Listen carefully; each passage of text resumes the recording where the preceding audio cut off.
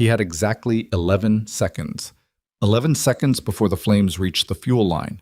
11 seconds to choose between the woman who built his empire and the woman who fed his ego. The cameras were already rolling when Damian Volkov made his choice, and the whole country watched him make the wrong one. What you are about to witness is not just the collapse of a criminal empire. It is the story of a man who held absolute power in his hands and burned it alive. Stay with us until the very end. If this story moves you, hit that like button and drop a comment telling us what city you're watching from. I want to see exactly how far this story travels. The first thing anyone noticed about the crash was the silence.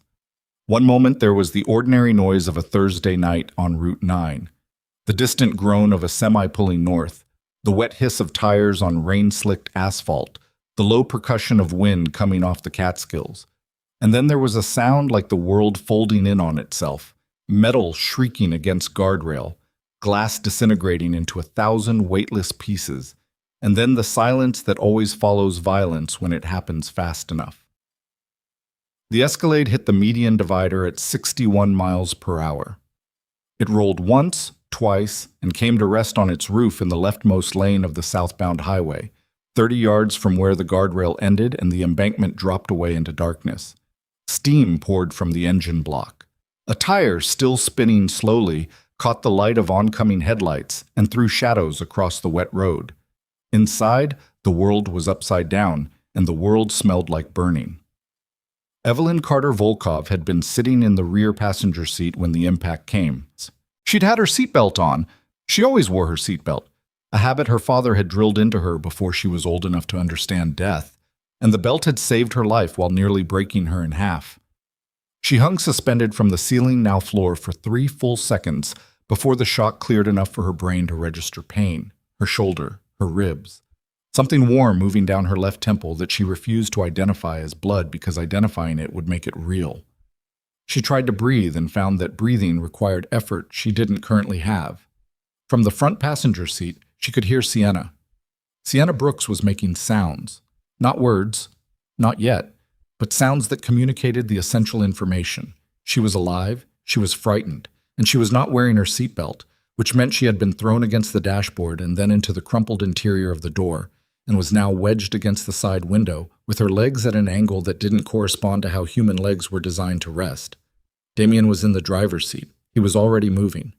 Evelyn watched, from her suspended inverted position, through the half-dark of a cabin, lit only by dying instrument lights, and the orange glow beginning to pulse at the edges of the hood. She watched her husband pull himself free of his airbag with the efficient, unhurried movements of a man who had survived worse. He was cut above the eye. His jacket was torn at the shoulder. He moved like he was assessing a situation rather than experiencing one, and that particular quality, that cold, reptilian calm she had once mistaken for strength, now seemed to her to be simply the face of a man who had never in his life been asked to feel something before he calculated it. Damian Volkov was 44 years old, broad across the shoulders, with close-cropped silver hair, and the kind of face that people described as handsome, mainly because its severity made it interesting. He had inherited the Volkov family's northeastern operations at 31 after his father's stroke, and in 13 years he had expanded its reach from Hartford to Baltimore, had sat at 4 commission tables without blinking, and had never, in the collective memory of anyone who served him, made a decision that he hadn't already decided 3 moves in advance. He was not making decisions now. Or rather, and this was the thing that Evelyn would spend the next 3 years trying to understand, he was making exactly one decision, and he was making it fast. She heard Sienna moan his name. She watched Damian turn toward the front of the vehicle, away from the rear, away from her. She said his name, or she thought she said it. Later, she would never be entirely sure whether the word had made it out of her throat or whether it had simply vibrated there, unborn, while the fire at the front of the engine began to move. What she knew was this: the door above her, which was now a door below her or beside her, she had lost her orientation, opened. Cold air came in. Someone's hands, large and impersonal as a first responder's, found her shoulders and pulled, and she came free of the belt and the wreck and the heat with a tearing sensation across her ribs that turned the inside of her skull white. She did not pass out. That was what surprised her most. She had always assumed that in a moment of real physical extremity, she would simply lose consciousness, would slip gratefully from the scene. Instead, she remained stubbornly, unpleasantly present as the man who had pulled her free. Not Damien, a stranger, a truck driver who had stopped his rig diagonally across the median, set her down on the wet asphalt and told her not to move. She didn't move. She watched. Damien was 20 feet from the vehicle, on the driver's side, pulling at the door with both hands. The door was warped in its frame from the roll, and it came open with a sound like something reluctant giving way. He reached in. He brought Sienna out with both arms, her body slack against his chest, her dark hair matted across her face, one shoe missing. He carried her away from the vehicle the way a man carries something that matters, deliberately, protecting her head, moving fast but not running, setting her down in the grass beyond the shoulder with the kind of focused care that is its own form of declaration. Then he stepped back from her and turned. The SUV's engine compartment was fully alight by then. Orange and yellow tongues of it licking up through the crumpled hood, finding oxygen, growing. The truck driver was on his phone calling 911. A second car had stopped and its hazard lights threw red pulses across the wet road. In the distance, already, the first thin thread of sirens. Damien looked at Evelyn where she sat on the ground in the rain. She looked at him. He said nothing. His expression said nothing. Or it said something that she couldn't translate. Had never needed to translate before, because in 11 years of marriage, she had never been in a position where his face was telling her something she needed to understand immediately in order to know where she stood. She understood now. She understood in this way that certain knowledge arrives, not as a thought, but as a physical event, a shift in internal pressure, a sudden rearrangement of everything you believed you knew about the ground you were standing on. She looked away from him. She looked at the highway. She looked at the rain coming down in the headlights. She didn't say anything either. The news van arrived 4 minutes before the ambulances. Evelyn had never wanted to be a mafia wife. That detail matters because it shapes everything else, and because the version of events that circulated after the crash, in the press, at the commission table, in the quiet rooms where powerful men discussed the Volkov situation in careful, measured tones, tended to flatten her into a role she had never auditioned for.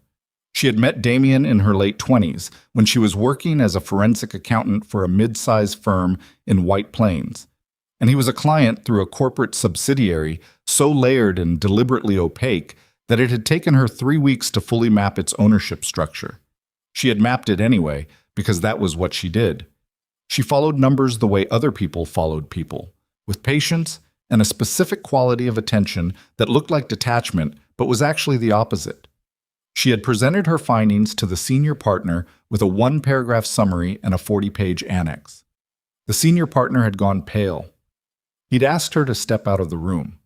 The next morning, Damien Volkov had called her directly, from a number she had not given to anyone, and asked if she wanted to have dinner. She had said no. He had asked again. She had said, "I know what your company does with the money I just audited, Mr. Volkov, and I don't eat dinner with people who move money like that." There had been a silence on the line. Then he had said, "Fair enough," and hung up. He had called back 3 days later to offer her a job. She had said yes to that, which was the first and most consequential mistake of her life, and she had known it was a mistake at the time, and she had done it anyway, because the alternative was returning to a career that felt like solving puzzles someone else had already decided didn't matter, and because the salary had been extraordinary, and because, this was the part she admitted only to herself, because she had been curious about the numbers, about the architecture of it, about what a criminal organization's books actually looked like from the inside. They looked like any other books. That was the first lesson. She married him 5 years later, when she was 33 and he was 36, and by then she had already spent 2 years restructuring the family's financial operations, moving assets out of 6 failing real estate fronts and into a network of legitimate businesses that were profitable enough to actually pay taxes, which made them functionally invisible. She had saved the organization an estimated $40 million in legal exposure in her first year. She had done this not out of loyalty to Damien, but out of a specific professional satisfaction that she recognized as a character flaw and had simply never bothered to correct. She married him because she had stopped being able to imagine her life without access to a problem of that particular scale and complexity. Whether she had loved him was a question she found increasingly difficult to answer cleanly. She had trusted him. That was the word that fit most accurately. She had trusted him the way you trust a structural element, not warmly, not sentimentally, but with the deep and operational confidence of someone who has tested a thing thoroughly and found it sound. She had tested Damien Volkov across 11 years of crisis management, internal betrayal, federal investigation, and the ordinary grinding difficulty of existing within a criminal organization while maintaining the appearance of legitimacy, and he had been sound. He had never in 11 years made a decision that placed his personal interests above the interests of the organization. He had never, as far as she could determine, lied to her about anything that mattered. She had believed this about him until 11:47 p.m. on a Thursday in October, on a rain-wet stretch of Route 9 outside of Rhinebeck, when she watched him carry another woman out of a burning vehicle and then turned to look at her with a face that said nothing. The hospital was Vassar Brothers, 22 minutes south. They came in 2 ambulances, Evelyn in the first with a paramedic named Torres, who kept asking her to track his finger with her eyes, and who spoke in the deliberate, calm register of someone trained to slow down panicking people. And Evelyn wanted to tell him she wasn't panicking. She was actually very, very quiet inside, which was different. But she didn't have the energy for that conversation. Her injuries were documented as laceration to the left temporal region requiring 6 stitches, 2 cracked ribs on the right side, a grade 2 concussion, contusions across her left shoulder and upper arm consistent with seatbelt restraint force. She was told she was lucky. She was told this multiple times by multiple people, and each time she nodded and said thank you, because it seemed to be what was required. Damien arrived at the hospital 40 minutes after she did. He came into her room, private room, because a Volkov in a shared ward was a security situation nobody wanted. With his cut still bandaged over his eye and his jacket replaced with a hospital-issue sweatshirt that fit him badly across the shoulders. He smelled of smoke and of the specific antiseptic they used in the ER. He had been checked out and cleared. Of course he had been. He sat down in the chair beside her bed. He said, "Evelyn?" She looked at the window. It was still raining. The parking lot lights made the raindrops on the glass glow orange in irregular patterns. "She wasn't wearing her belt," he said. "She would have been dead in another 30 seconds. Evelyn said nothing. "I needed to move fast, and I went to the worst injury first. That was the call." She turned and looked at him then. She looked at him with the same quality of attention she had always brought to a set of books that didn't balance, that particular focused stillness that made accountants and dissemblers alike uncomfortable. "My shoulder was dislocated and I had a head injury," she said. "I had blood running down my face." He held her gaze. He was good at holding gazes. It had never unsettled her before. "Torres had you. I could see Torres moving toward you from the highway. Sienna had nobody. I'm your wife." "You were covered. She wasn't." She looked back at the window. The silence stretched between them, and she let it stretch, because she had spent 11 years in rooms with men who use silence as leverage, and she had learned that the person who breaks it first is almost always the person with more to defend. She had nothing to defend tonight. She had nothing at all tonight. "I need you to come home," Damien said eventually. His voice had dropped a register. This was the voice he used when he wanted to be believed. "When they discharge you, I need you to come home and we need to talk about this properly." She said, "I'll think about it." She did not say it in a way that invited him to be hopeful, but Damien heard what he wanted to hear, which she would later conclude had always been one of his fundamental limitations, and he nodded and stood and put his hand on her forearm for 3 seconds, and then he left. She looked at the window for a long time after that. The footage had been shot by a news crew from a Poughkeepsie affiliate who had been southbound on Route 9 when the crash occurred and had stopped because they were news people, and that was what news people did. The camera had been on, rolling background footage of the highway for a story about weekend traffic patterns. And the operator had swung it toward the crash by instinct and caught the whole sequence. The smoke, the fire at the hood, the SUV on its roof, the rain coming down hard, and then Damien Volkov, who was not publicly identified as Damien Volkov in the initial broadcast, but who was identified within 12 hours by 3 separate users on 2 separate platforms, pulling a dark-haired woman from the vehicle's passenger side, carrying her to the grass, and returning to where a second woman sat on the asphalt in a posture that looked, in the footage, very much like someone who had been left there. The footage ran 42 seconds. In those 42 seconds, it was impossible to determine from the camera angle whether the woman on the asphalt was already being attended to by a bystander. It was impossible to determine the sequence of events in the seconds before the camera panned over. It was impossible to determine the medical status of either woman or the exact conditions under which any decision had been made. None of that mattered. What mattered was what the footage showed, and what it showed was a man choosing, and who he chose. By the following morning, the clip had been shared 19,000 times. By noon, it had a hashtag.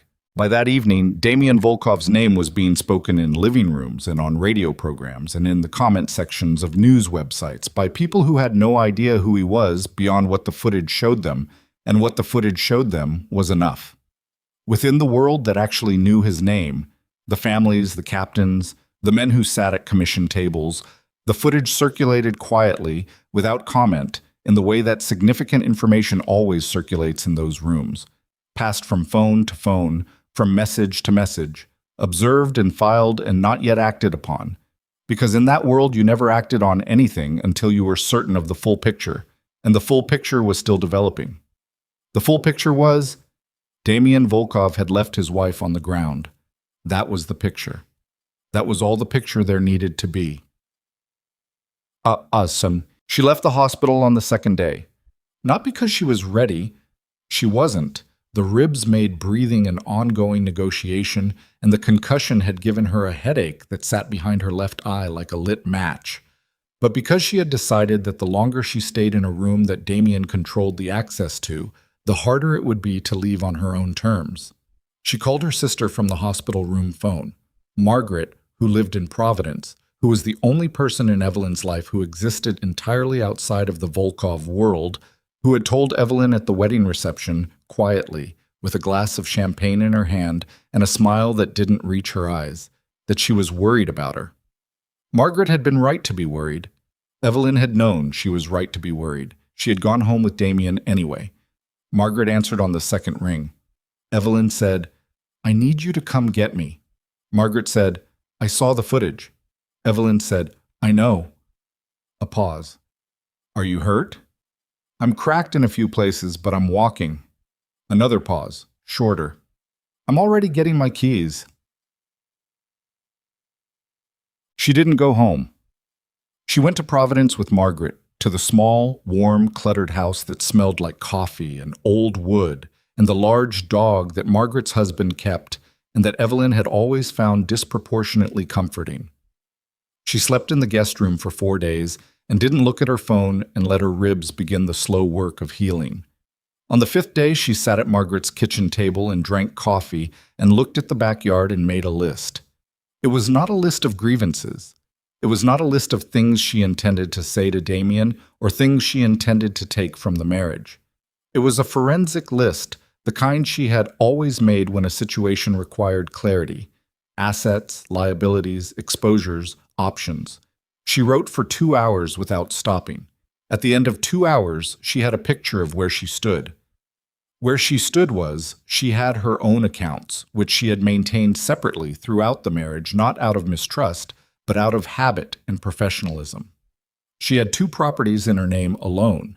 She had a reputation in the legitimate financial world that was entirely hers, built carefully over a decade, which she had always understood as something that would outlast whatever happened with Damian, because she had always understood on some level that something would eventually happen with Damian.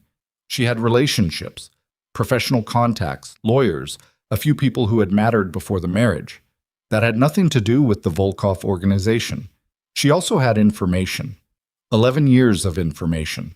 The architecture of the organization's finances, which she had built herself, which she understood better than anyone alive. This was leverage of a very particular kind, and she considered it for a long time, sitting at Margaret's kitchen table while the big dog put his head in her lap and the autumn light moved across the backyard. She put a line through that option. Not because she was above it, not because she was afraid of it, but because using it would mean spending the next several years in federal proceedings. And she had spent 11 years in a world defined by the movement of money through other people's needs and fears and moral compromises, and she was done with that world now. And she wanted out of it cleanly, without carrying its methods with her into whatever came next. She would give up 11 years' worth of leverage. She would give up nothing else. Damien called 17 times in the first week. She let them all go to voicemail. On the 18th call, she picked up and listened to him speak for a full 60 seconds. I know you're angry. I know how it looked. Evelyn, I need you to listen to me. And then she said, I heard everything you said. I'm not coming back, and ended the call. He sent lawyers. She was not unkind to them. She made clear that she would not contest the divorce, would not seek alimony beyond what the prenuptial agreement specified, and would not be making any statements to the press or to law enforcement. She would leave the organization the way she had entered it, through her own decision, on her own terms, with her work behind her and her name intact. One of the lawyers, a young man who was clearly uncomfortable with the entire situation, asked if she had any message for Mr. Volkov. She thought about it for a moment. She said, Tell him the books are clean through December. He'll need to bring someone in after that. The lawyer wrote this down with an expression of profound bewilderment and left. Burchett. What Evelyn had not anticipated, what she would not fully understand for another 2 months, when the information began to reach her through channels she had not expected to still have access to, was the effect of the footage on the organization. She had understood, in an abstract way, that the old families carried their own code regarding certain things. She had sat in enough rooms, had listened to enough conversations from which she was technically excluded but never actually absent, to know that the Commission's ethics were not the ethics of civilization, but rather a specific and internally consistent set of obligations that governed the relationships between men who had chosen to operate outside of legal structures. Within those obligations, certain things were non-negotiable. The wife was non-negotiable, not because of sentiment, because of what she represented. The Donna, the title was not always used, but the concept always was the structural foundation of the public face of a family. She was the reason the business looked like a family and not like an operation. She was the reason dinners happened and alliances were sealed and the civilian world maintained a comfortable distance from the reality of what it was interacting with. She was, in a very real organizational sense, the point of the entire performance. When you let her burn, you weren't making a personal choice. You were dismantling your own architecture. Evelyn understood this. The families understood this. What she had not anticipated was how quickly they would begin to act on that understanding, and what it would look like when they did. She had assumed Damien would suffer socially. She had not assumed he would suffer structurally, not immediately, not without a formal proceeding. She had underestimated the force of the footage. 42 seconds. A man choosing. The clip had made it very simple, which was the most dangerous thing a piece of information could do in that world, where complexity was armor and simplicity was exposure. In the 3rd week of October, she received a call from a man she had known for 6 years, a senior captain in the Volkov organization who had always treated her with the specific and careful courtesy that people extended to those they understood to be more intelligent than themselves. His name was Caruso. He had called ostensibly to express concern for her health. She thanked him. He said, "You should know that you have friends." She said, "I know." He said, "There are people who believe the family made a mistake, that the right thing would have been—" He stopped. Started again. "Some of us have long memories, Mrs. Volkov, and a long sense of what's owed." She said carefully, "I'm not interested in any of that, Mr. Caruso. I appreciate the call. I hope things go well for everyone involved." There was a pause. Then he said, "Of course. You take care of yourself." She hung up and sat with the phone in her hand for a long moment. She was not going to become a player in whatever reorganization was coming. She was not going to allow herself to be used as a symbol by men who wanted to rebalance power and needed a reason that the old code would recognize. She understood what Caruso was offering, her silent endorsement as instrument of Damien's downfall. And she understood that it would be satisfying in the short term and corrosive in the long term, and that the only thing worth protecting now was the particular kind of exit she had decided to make. She put the phone down. She thought, let him find his own way to the floor. She thought, I don't need to push. She was right about that. She did not need to push. What she did not know, sitting in Margaret's guest room in Providence in October, was that the fall had already begun, and that it would be neither quick nor clean, and that Damian Volkov would spend the next 2 years watching everything he had built develop fault lines and fracture in patterns that he could not predict and could not stop and could not explain to himself without arriving at the same answer every time, which was the answer he could not make himself accept. She did not know yet that he had already begun calling her not just 17 but 40, 50, 60 times, the numbers climbing through November like a fever that wouldn't break, and that each time the voicemail picked up, he would sit with the phone in his hand afterward and feel something he had not felt since he was a young man watching his father diminish in a hospital bed. Not grief exactly, not guilt exactly, but the physical sensation of a structural element failing, of a load-bearing wall going out, of the whole building suddenly having to work harder to stay up. She did not know he would let it collapse, but she knew him. And she knew that a man who had survived 13 years at the top of an organization built on calculations and controlled violence had survived precisely because he understood power and its sources. And she knew that she had been one of his sources. And she knew, with the calm certainty of someone looking at a balance sheet and finding the numbers honest, that removing herself from the equation was the only thing she needed to do. The rest was mathematics. Outside, the autumn was finishing. The leaves were down. The sky over Providence was the color of old iron, and the big dog was asleep at her feet. And Evelyn Carter, she had already stopped thinking of herself by the other name, was sitting at the kitchen table with a clean yellow legal pad and writing down, in her precise accountant's hand, the first notes for what would eventually become the business plan for a company that bore her name and no one else's. She wrote for 3 hours without stopping. She did not think about Damian Volkov. She thought about what she wanted to build, and what it would cost, and how long it would take, and how much of herself she had available to give to it, and these were the only calculations that mattered anymore. In a burning Escalade on Route 9, 11 seconds had been enough to reveal everything she needed to know about the man she had married. She had survived.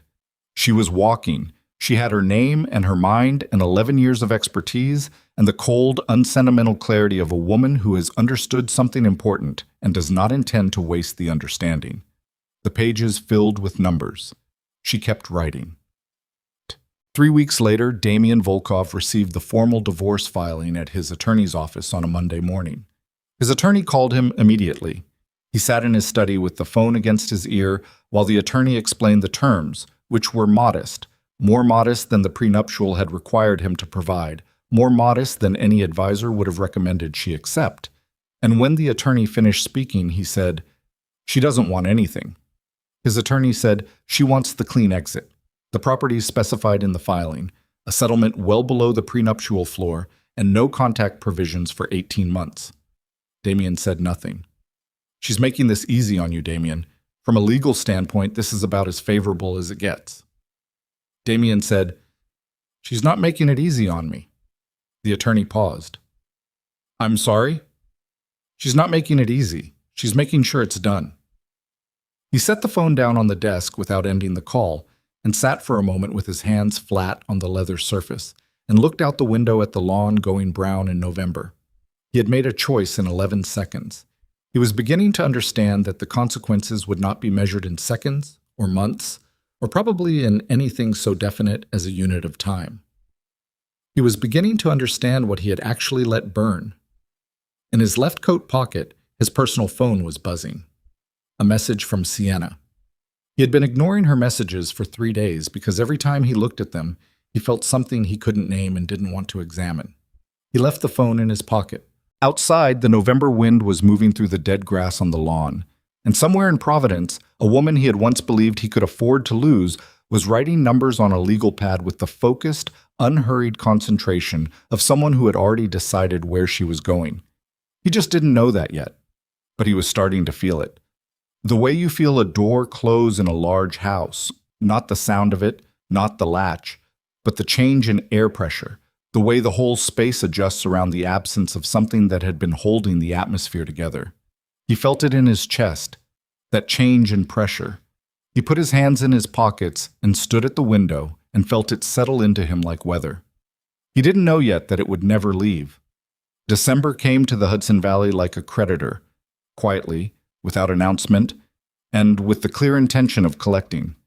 Damian Volkov had not slept more than 4 consecutive hours since October. He knew this the way you know certain things about yourself that you would prefer not to know.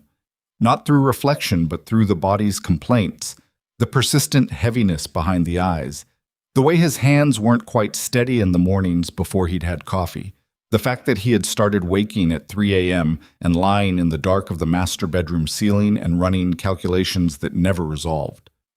The bedroom was too large now. He had not noticed its size when Evelyn was in it. He noticed it now with a persistence that irritated him. He was not a man who permitted himself to be irritated by rooms. He got up at 3:15 on a Tuesday and went downstairs to the study and poured 2 fingers of scotch and stood at the window looking at the driveway, which was empty and lit by security floodlights that turned the new snow the color of old bone. The house was a 9,000 square foot colonial outside of Millbrook that Evelyn had found, Evelyn had renovated, Evelyn had filled with the particular quality of quiet order that he had always taken for granted because it had always been there. It was still orderly. His housekeeper kept it that way. But it was a different kind of order now. Managed, maintained, not the organic order of a house where someone actually lived who understood what order was for. He drank his scotch. His phone had 12 unread messages, 6 from Sienna, 3 from his attorney, 2 from Marco Caruso, which was unusual because Caruso communicated through intermediaries and a direct message meant something had moved, and 1 from a number he didn't recognize, which his security team had already flagged and traced to a burner purchased at a convenience store in Poughkeepsie. He opened the Caruso messages first. The first said, "We should talk. Not at the house." The second, sent 4 hours later, said, "Calabrese called me. Wanted to know your thinking on the Westchester arrangement. I didn't know what to tell him." Damian set the phone face down on the desk. Calabrese had no business calling Caruso about the Westchester arrangement. The Westchester arrangement was a Volkov matter, a supply chain realignment that had been in negotiation for 8 months and that Calabrese's family had a peripheral interest in only through a revenue-sharing agreement that Evelyn had structured. The fact that Calabrese was going around him to his own captain meant one of 2 things. Either Calabrese believed that Damian's authority was sufficiently uncertain that approaching a captain directly was now a viable move, or Caruso had signaled something, consciously or not, that invited the approach. Neither possibility was acceptable. He picked up the phone and called Caruso. It was 3:30 in the morning. Caruso answered on the second ring, which told Damian that he also wasn't sleeping. "Tell me exactly what Calabrese said." A pause. The sound of Caruso moving in a room, adjusting. "He called Friday.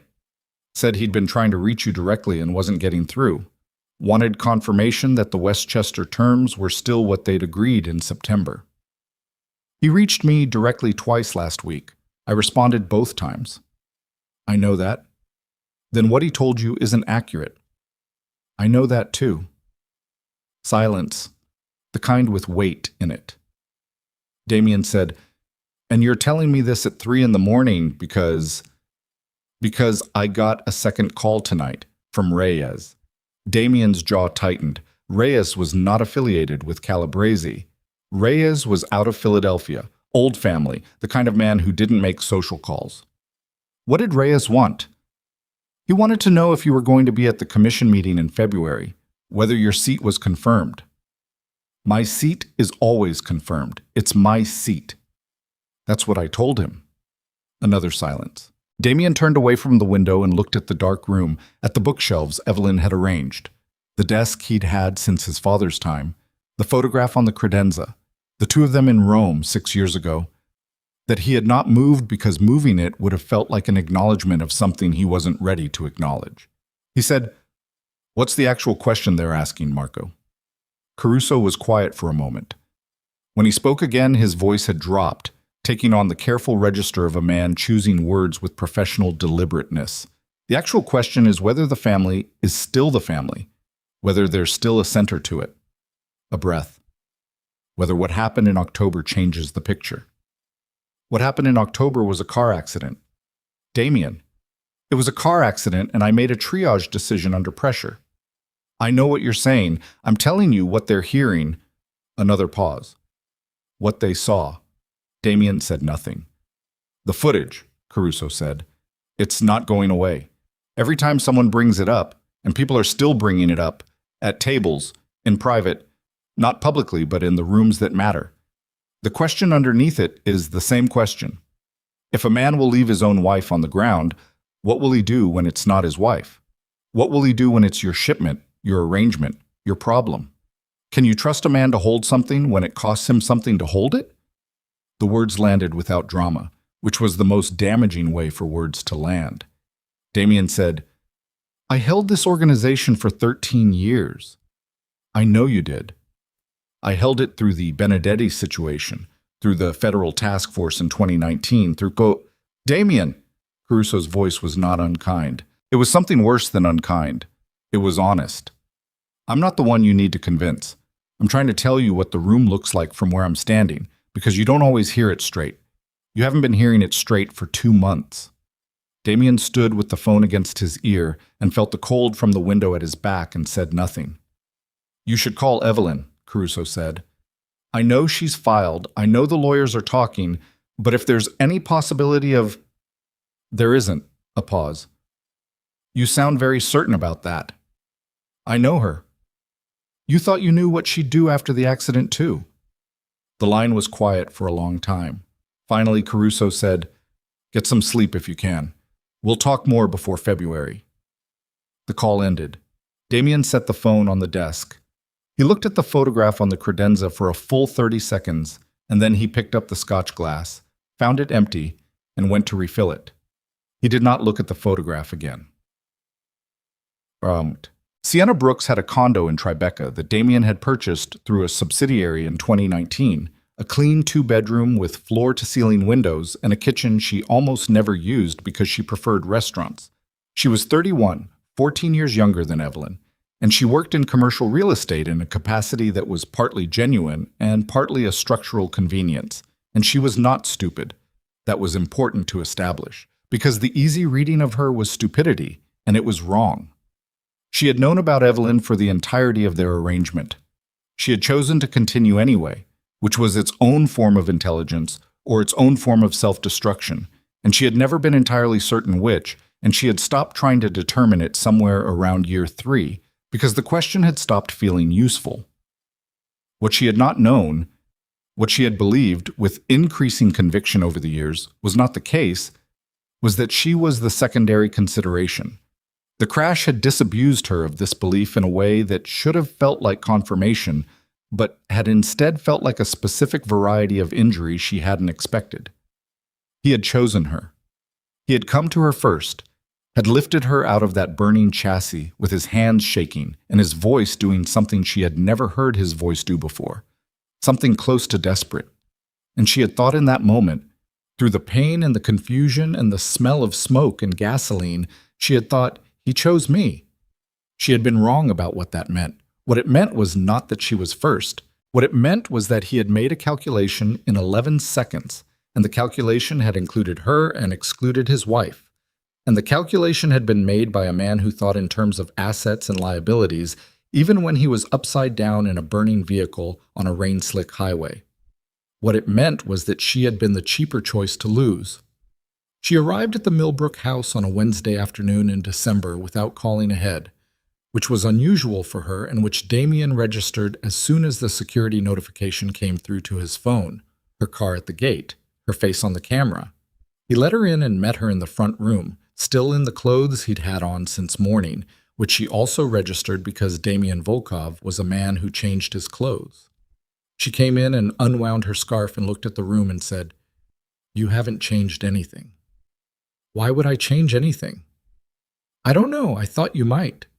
She sat down on the edge of the couch, not leaning back, her hands in her lap. She had bruising still faint along her left cheekbone, yellowish now, past its worst. Her leg had been the real injury. a hairline fracture in the fibula that had put her on crutches for 6 weeks and was now reduced to a slight stiffness in her gait. She looked well, functionally. She looked like someone who had decided to look well. She said, "I need to ask you something directly, and I need you to answer me directly." He stayed standing. "All right. Before the accident, how long was it going to go on, the way things were?" He looked at her. "What do you mean?" "I mean her and me and the arrangement and all of it. I mean how long before anything changed." Her voice was even. This was the version of Sienna that appeared rarely and that he had always respected more than the easier versions. The one who did the arithmetic out loud without flinching from the answer. "Because I've been thinking about it for 2 months, and I keep landing in the same place. I think it was going to go on indefinitely. I think you had no intention of ever changing it. I think the arrangement was exactly what you wanted, and I was the part of it that stayed separate, and you preferred it that way." Damien said nothing. "I'm not asking you to apologize," she said. "I'm asking you to tell me the truth. Just the once. Just so I have it." He crossed to the window and looked at the driveway. The same driveway. The same snow. "The arrangement worked," he said. "That's not the same as having no intention of changing it." "It is, though. For you, it is." She wasn't angry. That was what made it difficult. The things that work for you, you don't change. You didn't build what you built by changing things that were working. "What is it you want from this conversation, Sienna?" "I want to know where I stand, now, today, with Evelyn gone and the family in whatever state it's in, and your name in the news for reasons you can't control." She looked at him steadily. "I want to know if I'm still the arrangement or if I'm something else. And I want to know if you actually know the difference." The question sat in the room between them. Damien turned from the window. He looked at her with the expression she knew best, the one that could pass for warmth if you didn't look at it carefully, that she had spent 3 years looking at carefully and still couldn't fully read. He crossed the room and sat across from her and put his forearms on his knees and said, "I'm not in a position to make promises right now." She held his gaze for a long moment. Then she said, "That's the most honest thing you've said to me in 3 years." She picked up her scarf and stood. "I'm going back to the city. When things settle, if they settle, call me if you want. But don't call me just because you need the room not to be empty." She left. He sat in the front room for a long time after the sound of her car faded on the driveway, and the house was quiet around him, and the early December dark came down outside and the security lights came on and lit the empty snow. The meeting with Caruso happened the following week at a restaurant in Yonkers that the family had used for 20 years, a red sauce place with heavy drapes and tables set far enough apart to make conversation private. Caruso was already there when Damien arrived, which was unusual. Damien was always the first to arrive, a habit his father had instilled so early it felt like instinct. The fact that Caruso had beaten him there meant either Caruso had arrived very early or Damien had arrived late. He had arrived late. He hadn't noticed he was late. He sat down. The waiter brought water. Caruso waited until the waiter was gone and then folded his hands on the table in the way he had of doing that suggested a conversation that would not be comfortable. He said, "Benedetto pulled out of the Westchester arrangement." Damien's face did not change. "When?" "Official word came this morning. His representative cited a change in strategic priorities, which means nothing in the language they use and everything in the language we use. Benedetto has been in that arrangement for 4 years. I know. The terms have not changed. Damien." Caruso's voice was patient, in the way of a man who had been patient for a long time and was beginning to feel the strain of it. "It's not about the terms." "Then what is it about?" Caruso looked at him.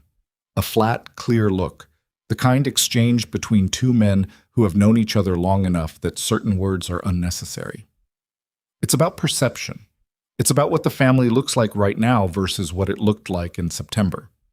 Benedetto is a practical man. Practical men don't leave arrangements that work unless they believe the arrangement is about to stop working." He paused. He's reading the room.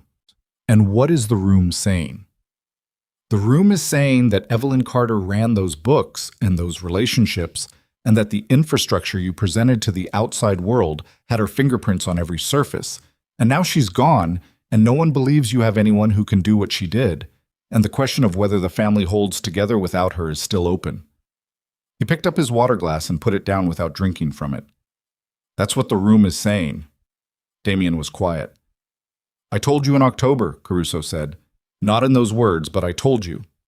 You told me to call her. I'm telling you again. The answer is still the same. Caruso leaned back. He looked older than he had in October, or maybe Damien was simply looking at him more carefully. Then you need to find another answer, because Benedito won't be the last. Reyes is watching. Calabrese is watching. When one major player moves, the others start calculating whether it's safer to follow or to wait, and the longer you give them to calculate, the worse those calculations get for you. He paused. You need to show the room that the family is solid. That means something visible, something they can point to. I'll meet with Reyes directly. When? After the new year. Caruso looked at him for a moment. That's 6 weeks. I'm aware of that. A lot can shift in 6 weeks. I'm aware of that too. They ate. The food was what it had always been, and neither of them tasted it. When the check came, Caruso took it before Damien could reach it, which was a small thing that Damien registered without acknowledging, a minor breach of the table's long-standing custom. The ranking man paid. That Caruso either hadn't noticed or had decided not to observe. Walking back to their cars in the cold parking lot, Caruso said, without looking at him, There's a rumor. I don't put weight on it, but you should know it's circulating. That some of the old line captains have been talking about the February Commission, about the question of representation, whether certain seats reflect the current state of certain organizations. Damien stopped walking. Caruso stopped 2 steps ahead of him and turned. My seat, Damien said. Caruso said nothing, which was the answer. Damien stood in the parking lot in the December cold with the sound of the highway behind him and felt something move through his chest that was not fear, exactly, but was close enough to fear that the distinction didn't matter. His seat at the commission table. 13 years. His father's before him, the kind of thing that was structural, assumed, as fixed in the architecture as the walls. He said, Who? I don't know. I told you it's a rumor. Marco. Who? Caruso looked at him steadily. If I knew for certain, I would have led with it. He got in his car. Damien stood in the parking lot and watched the taillights move away toward the street and stood there for another 30 seconds in the cold before he got in his own car and sat with the engine off and his hands on the steering wheel. His seat. They were moving on his seat. He thought about calling Evelyn. He did not call Evelyn.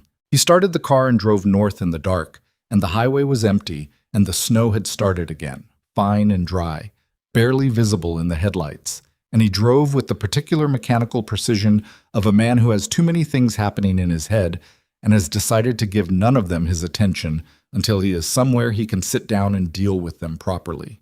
He would deal with them properly. He had always dealt with them properly. He was still telling himself this when the phone rang at 9 p.m. as he was pulling into the Millbrook driveway. Unknown number. He answered it. A voice he didn't recognize said, Mr. Volkov. You don't know me. My name doesn't matter. What matters is that I work for Victor Reyes, and Mr. Reyes asked me to give you a message personally. Damien put the car in park. I'm listening. Mr. Reyes will not be calling ahead of the February Commission. He wanted you to know that. What does that mean? It means he'll be raising the matter of Northeastern representation without prior consultation, and it means he's already spoken to 3 of the 7 sitting members. A pause. Unhurried, businesslike. Mr. Reyes wanted to be certain you weren't surprised. He has no personal animosity. He considers this a structural matter. Tell Reyes. Mr. Reyes also asked me to tell you, the voice continued, with the smooth, practiced rhythm of someone delivering a prepared statement, that the structural matter could be resolved if the family demonstrated continuity of leadership through its traditional foundations. Those were his words.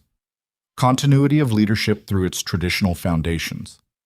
Another pause. I think you know what he means.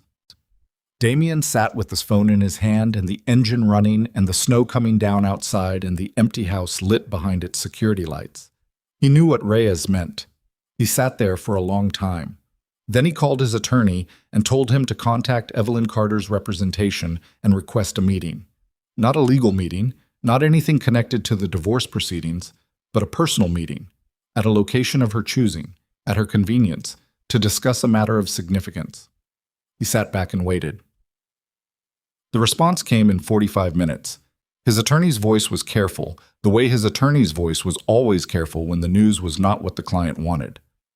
Her representation says she's willing to receive a written communication. She's not available for a personal meeting.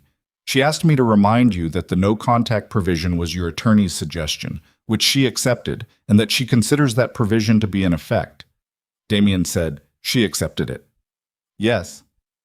I suggested it. Your team did, yes, as a gesture of good faith. He had suggested the no-contact provision. His own lawyers had put it in the filing. He had done it because he had been certain she would soften, and the provision gave them both cover while she did, and he had genuinely believed, with the practiced confidence of a man who had always been able to read a situation, that she would not hold to it. Fine, he said. Draft a letter. I'll review it tonight. He ended the call. He sat in the driveway of the house that Evelyn had made into a home, and the snow kept falling, and the security lights kept the darkness back. And inside the house was clean and orderly and entirely without the one quality that distinguished a house from a place where someone merely stayed. He had no contact provision, his own lawyers. He thought about the 42 seconds of footage that was still, 2 months later, being shared. Being shown in rooms he didn't have access to men who were making calculations about structural matters and traditional foundations and what it meant when the man at the top of an organization made a choice under pressure, and the choice he made was the choice he'd made. He thought, I need her back, not because he loved her, or not only because of that, which was a more complicated question than he had the clarity for right now, but because every problem he was facing, Benedetto, Reyes, Caruso's careful silences, the captains who had begun to ask questions through intermediaries rather than coming to him directly, every single problem traced back to the same 42 seconds, the same choice, and the only correction that the room would recognize was the correction that the room had decided was the only meaningful one. Evelyn back at the table. Evelyn beside him at the February commission. He knew, with the part of his mind that had built 13 years of functional criminal enterprise, exactly what that would require. It would require something he had never, in his adult life, been in a position of needing to offer. It would require him to ask, not to negotiate, not to offer terms, not to present a case, to ask. He had not asked for anything since his father was dying, and he had been 29 years old and not yet hard enough. Not yet the man the organization required, and he had sat at his father's bedside and asked him to hold on a little longer, just a little longer, and his father had looked at him with the particular exhaustion of a man who was already somewhere else and had shaken his head very slowly. He had not asked for anything since then. He sat in the car and felt the cold beginning to come through the windows, and felt something happening in his chest that he hadn't felt in 15 years, and could not afford to feel now, and could not seem to stop. And he thought, she's going to say no. Not the way she'd said no to things before, conditionally, strategically, with the implicit understanding that no was a position from which negotiation could proceed, but the other way. The way she'd said it on the phone in October, in that quiet voice with the space underneath it that meant the conversation was already finished. She's going to say no, and there's nothing I can build on top of that no. He thought this clearly, the way he thought clearly about things he didn't want to be true, and then he got out of the car and went into the house and went to the study and sat at the desk and opened his laptop and began drafting the letter himself, without his attorney, because this was the one thing he couldn't let a lawyer translate. He wrote 3 drafts that night. He deleted all 3 before morning. In Providence, Evelyn Carter had dinner with her sister and helped her sister's husband fix a hinge on a kitchen cabinet and watched television for an hour and went to bed at 10:30 and slept without interruption until 6, the way she had been sleeping since the 2nd week in October, the deep and dreamless sleep of someone who has made a decision they intend to keep. Her phone showed a missed call from an unrecognized number. She did not call it back. She made coffee and sat at the kitchen table with the yellow legal pad and reviewed the previous week's notes and added 3 items and crossed out 1 and sat for a moment looking at the name she'd written at the top of the first page 8 weeks ago. Carter Financial Advisory. Her name. Only her name. She turned the page and kept working, and the morning came in through the windows clean and cold, and the big dog put his head in her lap, and outside the Providence streets were waking up with the ordinary sounds of a world that had nothing to do with Damian Volkov or commission tables or the 42 seconds that had rearranged everything. She had known, in the hospital, what would happen to his organization when she left. She had not told anyone she knew. She had simply understood it, the way you understand a set of numbers that don't lie. Remove the load-bearing element and the structure distributes the load to whatever's adjacent. And if what's adjacent isn't built for it, the structure doesn't collapse all at once. It develops fractures, and the fractures spread. And eventually a man who thought he'd built something permanent finds himself sitting in a cold car in a driveway looking at the house where the thing he'd sacrificed used to live. She had understood it.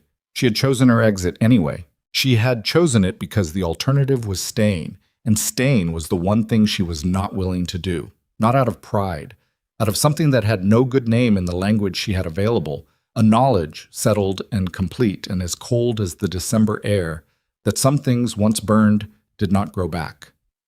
She had been in that car. She had felt the heat. She had watched him choose. There was no version of the future in which she forgot what watching that felt like. She turned another page on the legal pad. The coffee was good. She kept working. And in Millbrook, at 4 a.m., Damian Volkov opened a 4th draft and stared at the blank page and felt, for the first time in 13 years, at the head of an organization built on the controlled projection of absolute certainty, that he had no idea how to begin. The letter took him 11 days. Not because he didn't know what he wanted to say. He knew exactly what he wanted to say, had known it since the night in the driveway, had known it in the specific, tactical way he knew most things, as a sequence of positions and concessions arranged toward a desired outcome. He knew what he wanted to say. The problem was that every time he wrote it, the thing on the page looked like a negotiation, and he understood, with a clarity that arrived slowly and felt like something breaking, that a negotiation was exactly what she would not accept. She had accepted his terms once. The no-contact provision, the settlement below the prenuptial floor, the clean exit on terms that favored him even in the act of her leaving. She had accepted all of it not because the terms were good, but because accepting them required nothing from her except her signature and her departure. And departure was what she'd already decided on. He could not offer her terms. He had to offer her something else. He didn't know what that was. On the 11th day, he wrote 1 paragraph. He read it 4 times. He sent it. It said, "I am not writing to ask for the marriage back. I am writing to ask you to hear something that I should have said in the hospital and didn't and haven't been able to say since. I know you have no obligation to hear it. I know the provision is in effect and that this letter is a violation of the spirit of it, if not the letter. I'm asking anyway. That's all I have left. Asking." Name a time and a place. He did not sign it with his name. He didn't need to. Her response came 6 days later through her attorney, 1 line, March 15th, the Halcott Room at the Millbrook Inn, noon. That was all. Mamet. February came and went. The commission meeting happened without him. Not because he was excluded. No one had moved formally on his seat, and Caruso's intelligence had been, in the end, partially wrong or partially premature, but because his attorney had recommended he not attend while the organizational questions were still unresolved, and for the first time in 13 years, Damian Volkov had taken that advice. He had stayed in Millbrook and read the summary afterward, which Caruso provided in person over coffee at the house. And the summary was, nothing formal had moved, but 3 conversations had occurred that would not have occurred 6 months ago, and 2 captains had met privately with Reyes during the 2-day gathering, and the question of the northeastern seat had been raised informally by a member he had considered reliably neutral. Damian had listened to all of this without expression. When Caruso finished, he said, "How long?" Caruso looked at him. "How long what?" "How long before it becomes formal?" Caruso picked up his coffee, set it down. "Depends. If the March situation goes the way I think you're hoping it goes, it might not. I know that." She's not coming back, Marco. I need you to understand that. Whatever happens in March, whatever I say to her, and whatever she says to me, she's not coming back to the organization. That's not on the table. Caruso was quiet for a moment. Then, what is the March meeting for? Damien said nothing. Caruso looked at him with the expression of a man who has known someone for a very long time and has recently discovered there are rooms in that person he'd never been invited into. He nodded slowly.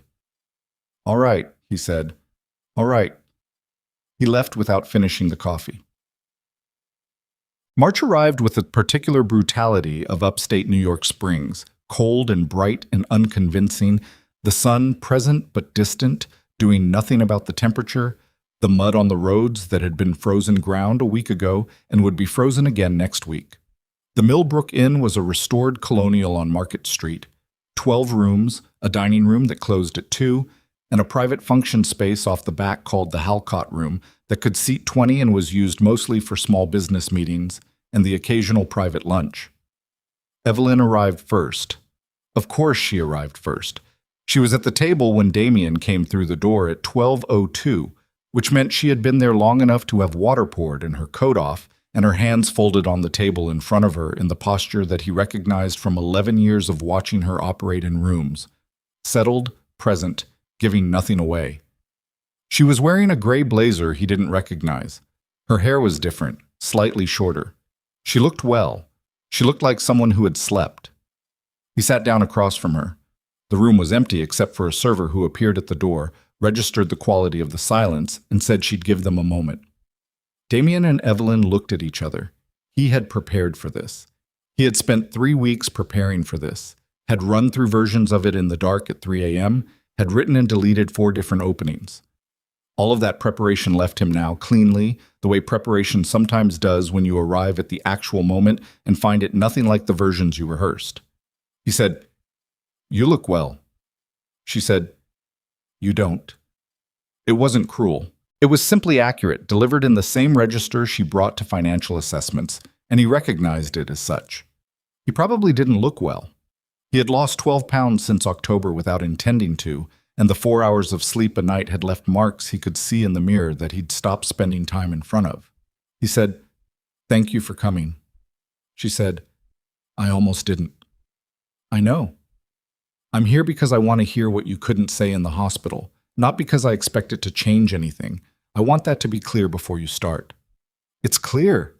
She picked up her water glass and held it without drinking from it, looking at him with the focused attention that had always made other people uncomfortable and had never made him uncomfortable until now. "Then say what you came to say." He had prepared. He had nothing prepared. He said, "I knew you were alive." The room was quiet. "When I made the decision, in those seconds, I could see you. I could see you hanging from the belt. I could see that you were conscious. Your eyes were open and you were moving." He kept his voice flat because the alternative was something he wasn't going to permit in this room. "I could also see Sienna. She had gone into the dashboard and she wasn't moving, and there was a lot of blood from her head." Evelyn said nothing. Her expression had not changed. "I made the call that she was the critical injury. I made it in about 3 seconds, and I moved." He paused. "There was a bystander, the truck driver, who was already moving toward your side of the vehicle. I could see him. I knew he was there. I factored that in." A breath. "That's the triage version. That's the version I told myself in the car, on the way to the hospital, and the version I told you in the hospital, and the version I have told myself every day for 5 months." He put his hands flat on the table. "It's accurate. All of it is accurate. It's also incomplete." Evelyn set the water glass down. "The incomplete part," Damien said, "is that the triage call took 3 seconds and I had 11. And in the other 8 seconds, I knew what the footage would show, and I knew what the room would make of it, and I decided that the version I had, the triage version, the version that was accurate, was going to be the version I led with because it was defensible, and because I thought—" He stopped, started again. "I thought you would accept it. I thought that was how we worked, that you would look at the situation and apply the same logic I did and come to the same conclusion, and we would move forward." Silence. "I thought I knew how you worked," he said. I thought I knew you." Evelyn looked at him for a long time. Her hands were very still on the table. Her breathing was even. She looked like someone receiving information she had already calculated but wanted confirmed. She said, "You had 8 seconds." "Yes." "You spent them on optics." It was not a question. He answered it anyway. "Yes." She nodded. Very slowly, the way you nod when something falls into place that you had suspected for a long time and are not surprised by and are not relieved by and gain nothing from knowing except the knowledge itself. She said, "Thank you for telling me that." He said, "I'm not done." She waited. "The commission is moving on my seat. Not formally, not yet, but within 6 months, unless something changes in how the family looks to the outside. Caruso has been managing it, but there's a limit to what managing it can accomplish." He kept his eyes on hers. "I'm telling you this not because I think you owe me anything. I'm telling you because I want you to understand the full picture, what the situation actually is, because you always wanted the full picture, and I didn't always give it to you, and I'm giving it to you now." "I know about the commission situation," she said. He looked at her. "I still have ears, Damien. People still talk to me. Caruso called twice in February, which you probably know. I didn't return those calls, but I know what's happening." She picked up the water glass again. "What I want to know is whether what you just told me, the 8 seconds, the optics, whether that's something you arrived at on your own or whether you're telling me because Reyes is circling your seat and you need something that looks like reconciliation before March ends." The question landed the way she always placed things. Precisely, no wasted motion, exactly where it would do the most damage if the answer was the wrong one. He said, "Both." She went still. "Both," he said again. "I'm not going to tell you it's only the first thing because you'll know I'm lying and we'll be back where we started, and I'll have wasted the one honest conversation I had left." He held her gaze. "I arrived at it on my own. I have been sitting with it for 5 months, and it got to the point where I needed to say it to you directly, regardless of consequences. That is true. It is also true that the commission situation is real and that you're returning, even in some limited capacity, even just appearing at the February dinner, even just—" He stopped. "Even just performing the marriage," she said. He said nothing. "Even just standing next to you in a room so the room believes nothing has fundamentally changed. Still nothing. That's what you're asking." He said, "I'm asking you to consider it." Evelyn put the water glass down with a small, definitive sound. She looked at him with something that was not anger. She had no anger left for this, had burned through anger in the first 2 weeks, and come out the other side into something quieter and more permanent. What she looked at him with was the particular expression of someone who has run the numbers and found them honest, and does not enjoy what they're showing her. She said, "I'm going to tell you something now that I've told no one. Not Margaret, not my lawyers, not Caruso when he called." She paused. "I want you to hear it, and then I want you to think about it very carefully before you say anything in response." He waited. "I rebuilt the exit route," she said. "Not the one through the lawyers, the other one. The organizational architecture, the financial structure that I built for the family over 11 years. I have spent the last 4 months creating a comprehensive account of it. Every account, every front, every transit mechanism, every name attached to every layer of every subsidiary." Her voice remained even. "It is not in the hands of law enforcement. It is not going to law enforcement. That is not a threat. But it exists.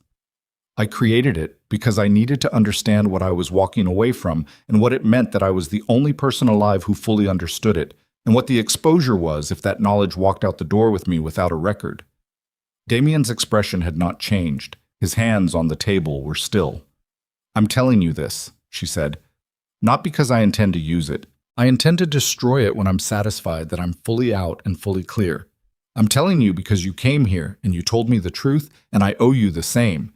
And the truth is that I spent 2 months building something that could dismantle everything you've spent 13 years constructing.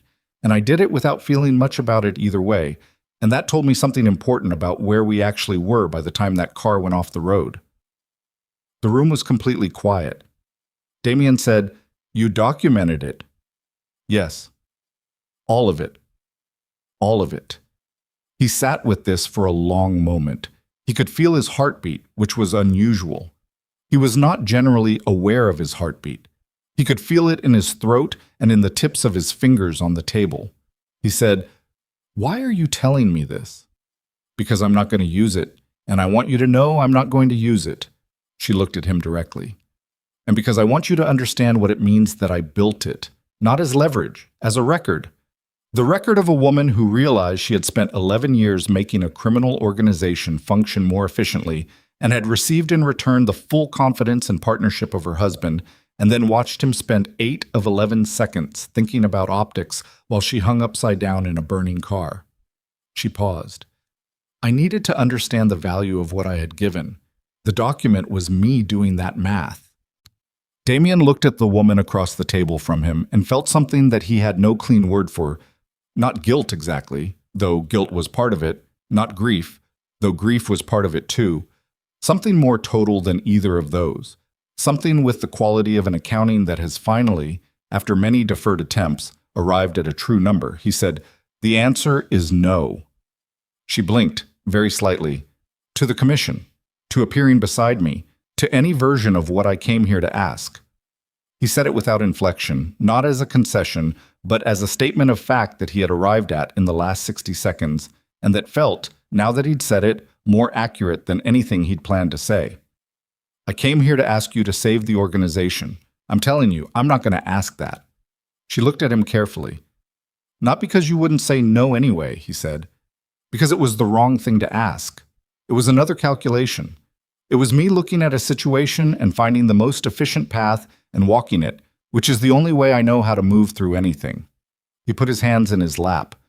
"It's also why you're sitting across a table from me at noon in March, instead of across the bedroom in our house." Evelyn said nothing for a long moment. Then she said, "That's the first time you framed it that way." "I know. Without the triage version." "Yes." She looked at the table. The server appeared at the door and registered the room again, and disappeared again. Outside the window, the March light was moving, thin and pale, across the street. She said, "I'm going to tell you one more thing, and then I think we should end this." He nodded. "The document, the record I built, there's a section in it that covers the last 3 years specifically.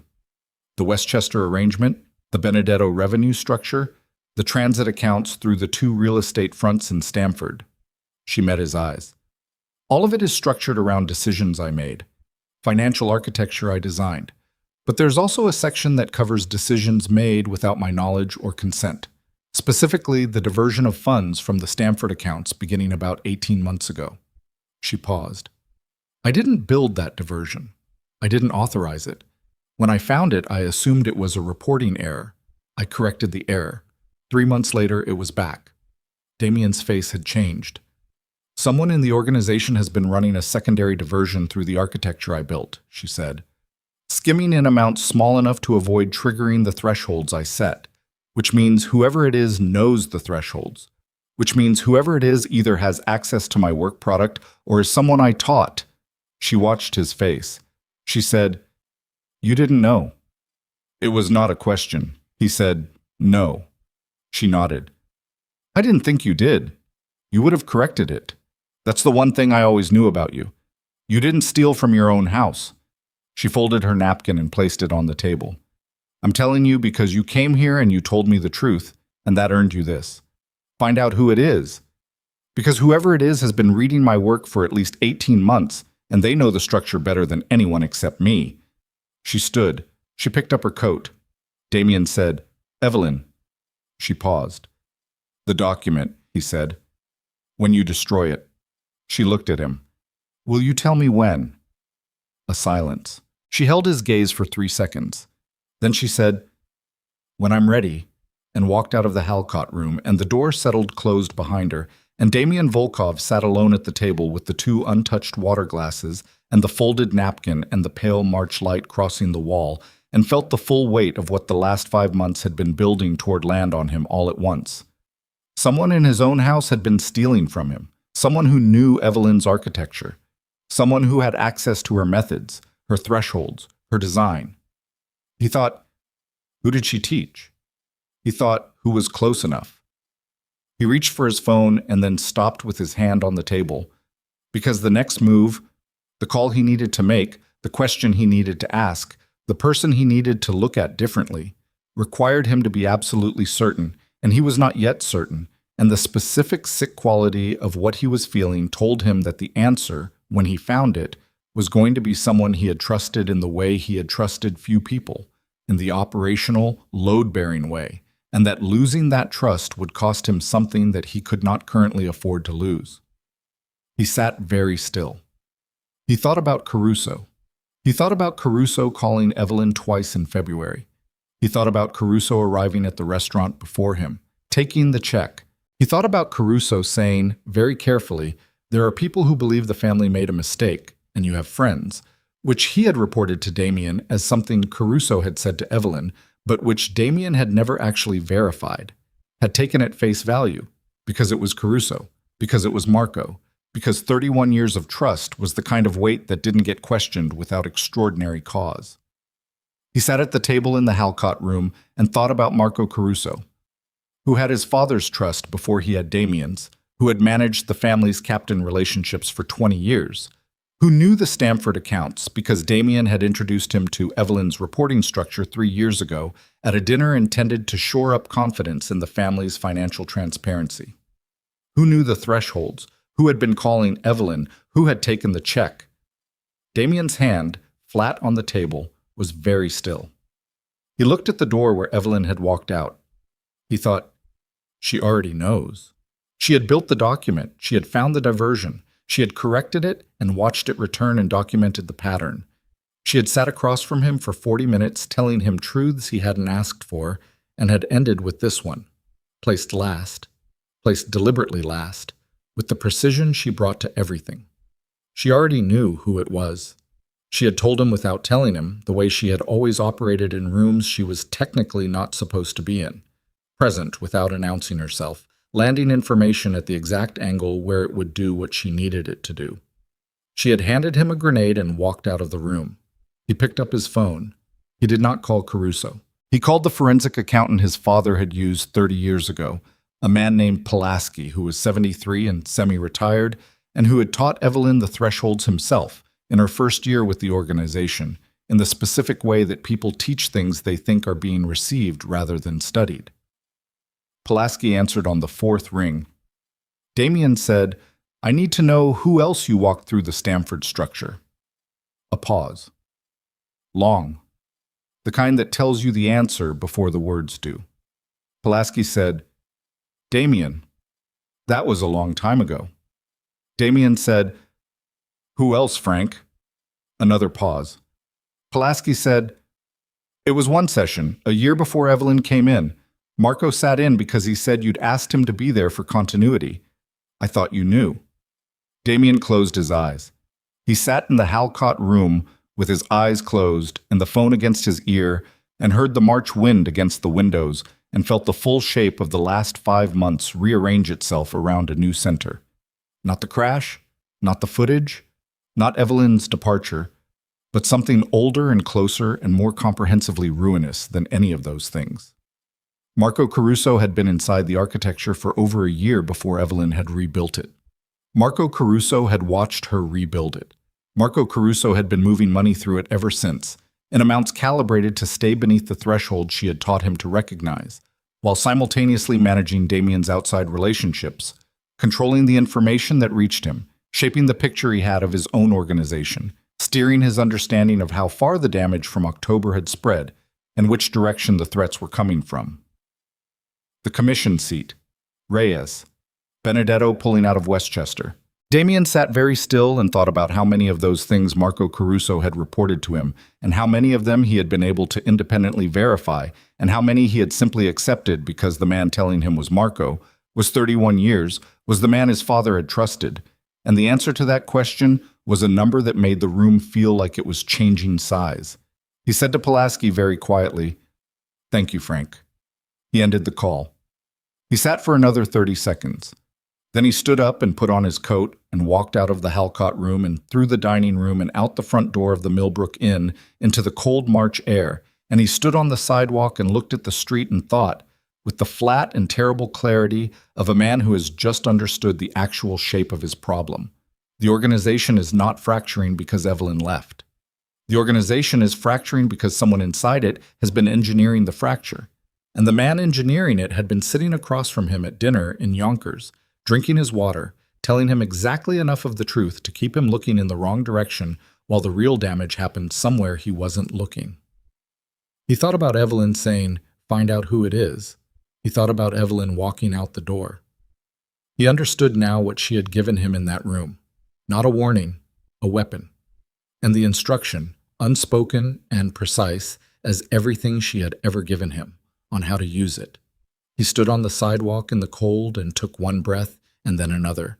And then he began to walk toward his car with the steady, unhurried movement of a man who has found the actual problem and is now, for the first time in 5 months, moving toward it. He did not go home. He drove north out of Millbrook on Route 44 for 6 miles, pulled onto a county road that ran along a frozen creek, and sat with the engine running and the heat on and both hands on the wheel while his mind did the work it had been trained to do. Not feeling its way through the problem, but mapping it, laying it out in sequence, finding the edges of it. Marco Caruso. 31 years, his father's man before he was Damien's man. Captain of the Northeastern Corridor since 2009, which meant he controlled the physical operations.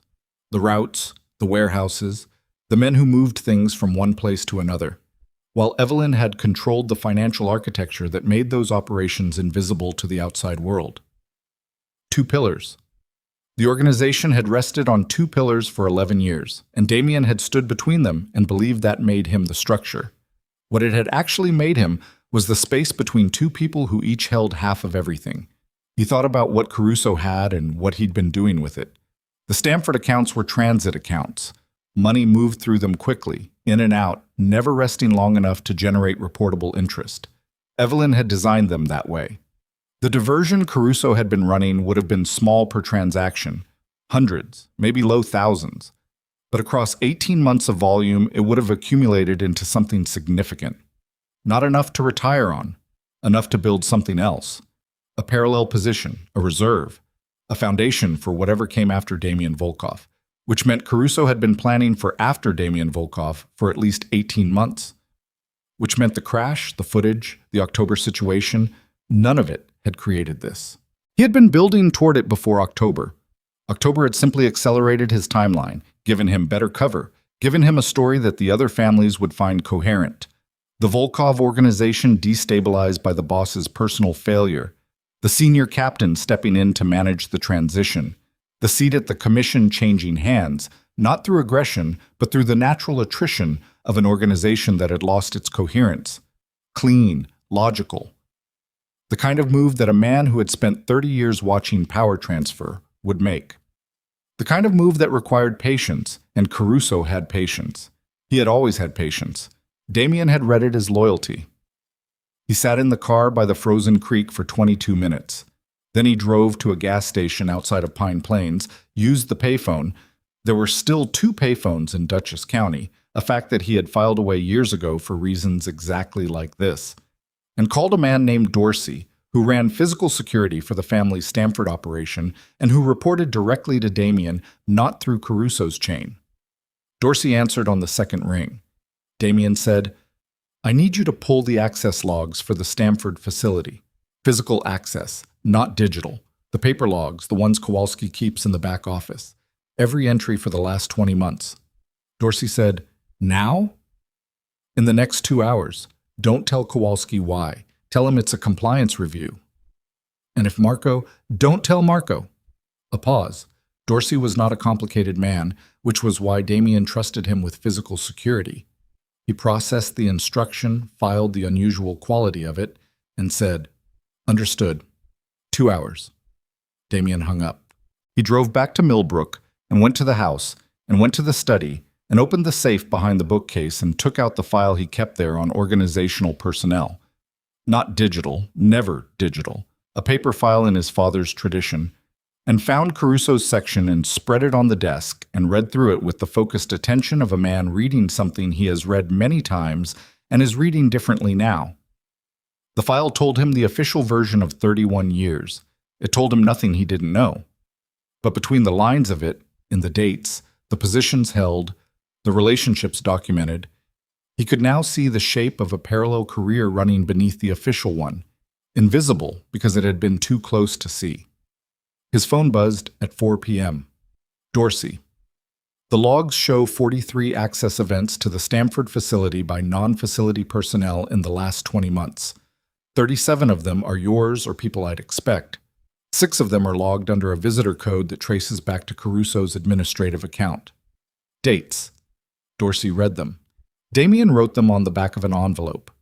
3 of the 6 dates corresponded to periods when Damien had been out of the region.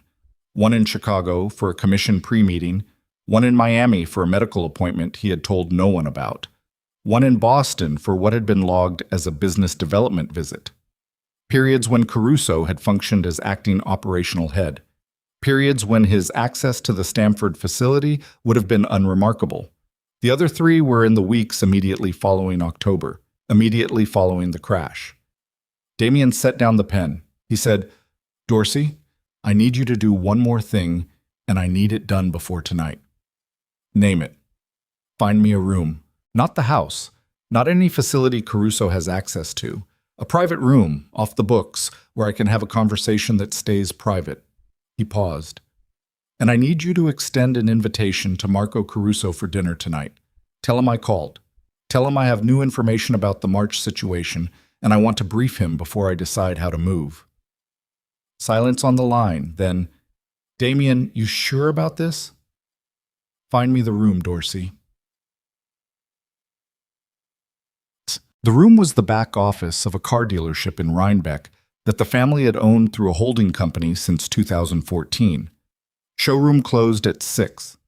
The lot was empty by 6:30. At 7 p.m., when Caruso's car pulled through the back gate, there were 2 vehicles already parked behind the building, Damien's and Dorsey's. And the back office had its lights on and the blinds down. Caruso came through the door with his coat on and his hands in his pockets, moving with the easy confidence of a man who had been in rooms like this for 30 years and had never once been the person who needed to be worried. He looked at Damien behind the desk and at Dorsey standing to the left of the door and said, "You didn't mention Dorsey." Damien said, "Sit down, Marco." Something shifted in Caruso's face, barely perceptible. The way a very good card player's expression shifts when the card they needed doesn't come. Not panic, not even alarm, just a very slight recalibration, a resetting of internal expectations, before the face restores itself to its working setting. He sat down in the chair across from the desk. He said, "What's the new information?" Damien put the envelope with the access dates on the desk between them. He didn't slide it toward Caruso. He left it in the center and let Caruso look at it from where he was. He said, 6 visits to Stamford, 3 before October, 3 after, all under your administrative access code. Caruso looked at the envelope.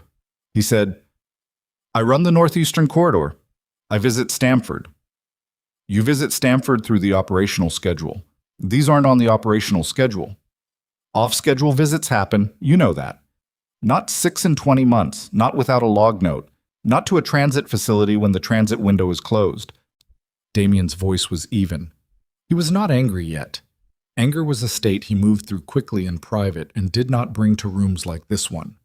"Don't do the thing where you build an explanation," he said. "I'm not investigating you. I'm telling you what I know. I want you to tell me the part I don't know." Caruso looked at him across the desk. The easy confidence had not left his posture, but it had left his eyes, which were doing the thing that eyes do when a person is processing a situation faster than their face is able to show. A rapid internal movement, almost microscopic, like a machine shifting gears. He said, "What do you think you know, Damien?"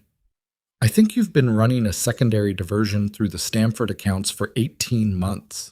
I think you've been doing it in amounts calibrated to stay under the thresholds Evelyn built into the reporting structure. I think you know those thresholds because Frank Pulaski walked you through the framework a year before Evelyn rebuilt it." He paused. "And I think when October happened and Evelyn left, and the organization started showing stress fractures, you accelerated whatever you were building because the window opened." Caruso was quiet. The room had the particular silence of a space where something has been said that cannot be unsaid, and everyone present knows it. Then Caruso said, "You talked to Pulaski?" "Yes." "Pulaski is 73 years old, and his memory is fine. He remembered the session in detail. He remembered you said I'd asked you to be there." Damien leaned forward slightly. "I hadn't. You know I hadn't, which means you know he's telling the truth." Caruso took his hands out of his coat pockets and put them on his knees. He sat looking at the envelope on the desk. His jaw was working slightly, the way a jaw works when a person is deciding something, running through options with the physical urgency of someone who has a closing window. He said, "How much do you have?" "Enough." "Enough for what?" "Enough to take to the commission. Enough to document the diversion and your access and the timeline. Enough to make the case that the fractures in the Northeastern organization are not a consequence of October. They're a consequence of 18 months of deliberate internal pressure from inside my own captain structure." Caruso looked up from the envelope and looked at him. "You take that to the commission, and you're exposing the Stamford operation. You're exposing the accounts. You're exposing— I know what I'm exposing. It destroys you. It destroys the current structure. That's not the same thing." A silence. Caruso shifted in the chair, and the movement was the first uncontrolled one Damien had seen from him in 31 years, a small physical restlessness that communicated more than anything he'd said. "What do you want from this conversation?" Damien said, "I want to know who else." Caruso went still. "You didn't build this alone. The Reyes contact, the Benedetto withdrawal, the two captains who met with Reyes in February. None of that is a one-man operation. You were coordinating something. I want to know who was in the room." "You're asking me to— I'm asking you to give me the names." Caruso looked at him for a long moment. The car dealership was very quiet. Outside, the lot lights hummed against the March dark. Dorsey hadn't moved from his position by the door. Caruso said, "And if I do? Then I have what I need, and this conversation is over, and you walk out of here." "And after?" Damien said nothing. "After," Caruso repeated. "What happens after? To me?" "That depends on the names." It was not a threat. It was arithmetic, delivered without embellishment, the way Evelyn had always delivered arithmetic, as information, not as pressure, because information is more durable than pressure, and Damien had learned this from watching her and was using it now in a room she would never know about and probably wouldn't want to. Caruso exhaled through his nose, long and slow. The exhale of a man releasing something he had been holding for a long time, or possibly the exhale of a man making a calculation and not liking the answer. He said, "Reyes made contact 14 months ago. Not with me first, with Benedetto. Benedetto brought me in because he needed the operational picture to know if the play was viable, whether the Northeastern corridor could function through a transition." He paused. "The answer I gave him was yes, with conditions." "What conditions?" "That the transition happened through attrition, not force. That we let the October situation do what it was going to do naturally and support it from inside, feed the uncertainty, manage the optics, make sure the right information reached the right people at the right time." His eyes were steady now, steadier than they'd been since he sat down. The way a person's eyes steady when they stop fighting something and start moving through it. No one was going to be hurt. That was the condition. That was your condition? Yes. And the money, the Stamford accounts, that was also your condition. A pause. Shorter. Operational reserve for the transition period. For you. Caruso said nothing, which was the answer. Damien sat back. He looked at the man across the desk from him, the man who had sat at his father's table, who had carried his father's casket, who had told Damien at 31 years old that he would not be alone in what was coming, and felt something that was not grief but occupied the same space where grief would have been if he'd had the capacity for it in this particular room on this particular night. He said, "Reyes Benedetto, who else?" Caruso gave him 2 more names. Damien wrote them on the back of the envelope beside the access dates. He wrote them in his precise, cramped handwriting without looking up, and when he was done, he put the pen down and looked at the list and looked at what the list meant in terms of the actual shape of his organization and the actual number of people in it who remained what they had presented themselves as being. The number was smaller than he'd thought. It was also larger than 0, which was what it needed to be. He folded the envelope and put it in his inside jacket pocket. He stood up. Caruso said, "That's it?" "That's it. You said I walk out." "I said that depends on the names. You gave me the names." He came around the desk, and Caruso tensed. Damien could see it, the involuntary tightening across the shoulders, and Damien walked past him to the door and stopped with his hand on the frame and looked back. "You should know," he said, "that Evelyn found the diversion. She found it months ago. She documented it. She came to me with it today." Caruso went very still. "She built the document not to use it," Damien said, "but because she needed to understand the value of what she'd given this organization, what she'd given me." He looked at Caruso steadily. "She gave it to me as information, not leverage. She didn't need leverage. She doesn't need anything from me." He paused. "I've been trying to figure out for 5 months what I owe her. I think the answer is everything, and I think the debt is not payable. But tonight it did something useful, and I wanted you to know that." He went out. But the February commission meeting had been a performance. The March question was real. Damien spent the next 10 days moving with a speed and quietness that he had not moved with since his first years running the organization, before the weight of it had settled into routine. He called Reyes directly, not through intermediaries. He said, "I know the shape of what you are building. I have the names and the documentation and the timeline.